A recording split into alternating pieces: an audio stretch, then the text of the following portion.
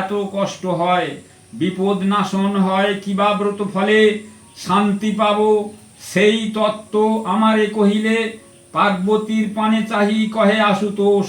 শুনো। আশা করছি ভিডিওর প্রথমটা দেখেই তোমরা বুঝে গেছো। তো হ্যাঁ, আজকে ছিল আমাদের বাড়িতে মা বিপদতারিণীর ব্রত, আর সেই কারণেই সকাল সকাল চলে গেছিলাম আমাদের দেশের বাড়িতে।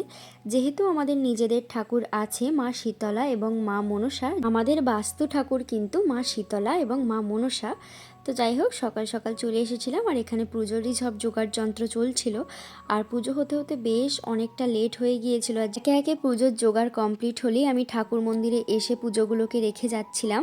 আর পাড়াতে কিন্তু সবাই বেশিরভাগ এখানেই পুজো দেয়, মানে আমাদের মন্দিরেই। তো তারপরেই দেখলাম পুজো শুরু হলো আর বৃষ্টিটাও শুরু হয়ে গেল। আজকে বাড়ি আসতে আসতে না প্রচণ্ড লেট হয়ে গিয়েছিল। যাই হোক, বাড়িতে এসে তারপরে গোপালের পুজো করেছিলাম। আজকের ভিডিওটা এই পর্যন্তই, তোমাদের সাথে দেখা হবে পরের ভিডিওতে। সবাই ভালো থেকো, সুস্থ থেকো, টাটা, রাধে রাধে।